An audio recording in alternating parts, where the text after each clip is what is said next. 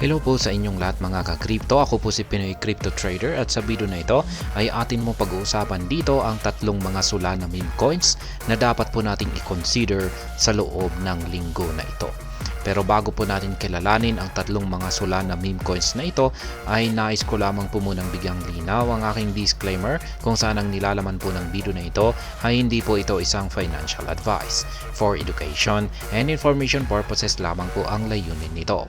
Maliban po dito ay nais ko na rin pong magbigay babala na wala pong kahit anumang group chat ang Pinoy Crypto Trader. At ayan, ang una po sa ating listahan dito ay walang iba kundi si Mew or ang tinatawag po na cat in a dog's world. Ayan, pusa sa mundo ng mga aso. Ayan.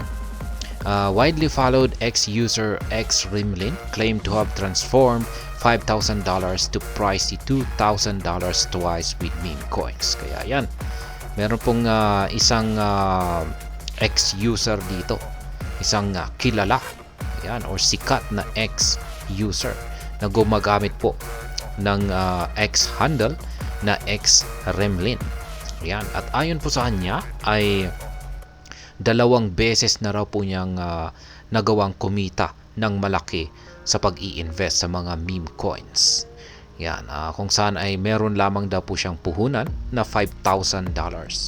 At yan, 2 beses po niyang ginawa or nagawang kumita sa kanyang puhunang $5,000 at nagawa niyang kumita ng $200,000 sa kanyang puhunan na ito.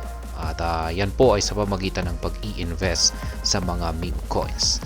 As a result, he recommended that crypto enthusiasts study Mew among other meme coins. Kaya yan, bilang isang rekomendasyon ay nagbigay po siya ng payo sa mga crypto enthusiasts or mga gustong-gustong nag-i-invest sa mga meme coins na pag-aralan daw po nila ang itong si Mew.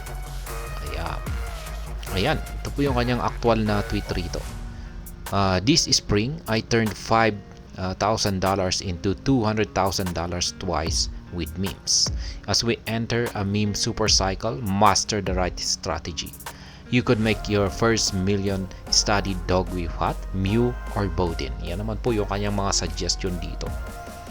Ayan, para kung gusto mo raw kumita ng iyong kauna-unahang milyon ay pag-aralan mo daw itong si Dog with Hat, si Mew, or si Bowden.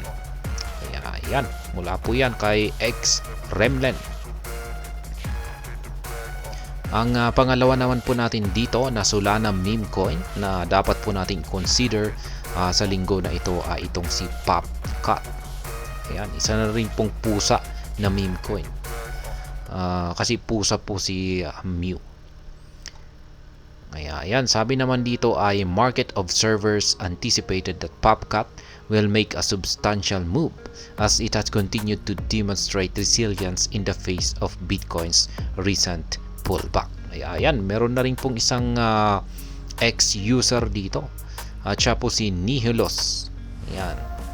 At ayon po sa kanya ay asahan daw po natin na itong si Popcat ay magpapakita ng isang magandang performance sa hinaharap sapagkat hanggang sa ngayon ay nagpapakita raw po ito ng pagiging isang matibay na meme coin kahit na napatunayan po nito yung kanyang pagiging resilient.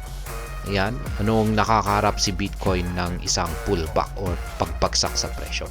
Kasi sa kadalasan, kung pag bumabagsak po kasi si Bitcoin, ay hinahatak niya ang buong crypto market. Lalong-lalo na po yung mga meme coin. Yan, mas matindi pa yung binabagsak ng mga meme coin. Pero pagdating daw po rito kay Popcat, noong nakakaranas po ng isang pullback or pagbagsak itong si Bitcoin, ay hindi gaanong naapektuhan itong si Popcat. Kaya yan, nagpapakita lamang po na talagang may matinding puwersa itong si Popcat.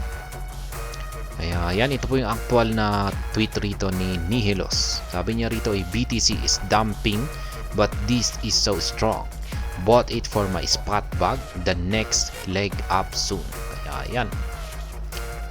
nagdadump si Bitcoin pero matindi pa rin na matatag. Ayan, nagpapakita ng katatagan itong si Popcat. Kaya dahil daw po dyan ay si Nihilos ay bumili or dinagdagan niya yung kanyang Popcat na holdings bilang paghahanda sa isang sunod na pag-angat nitong si Popcat. Ayan po yung kanyang chart dito.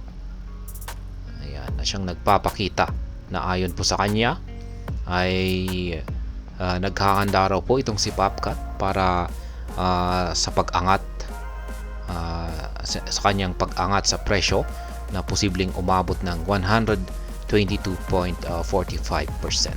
Kaya yan po ay ayan.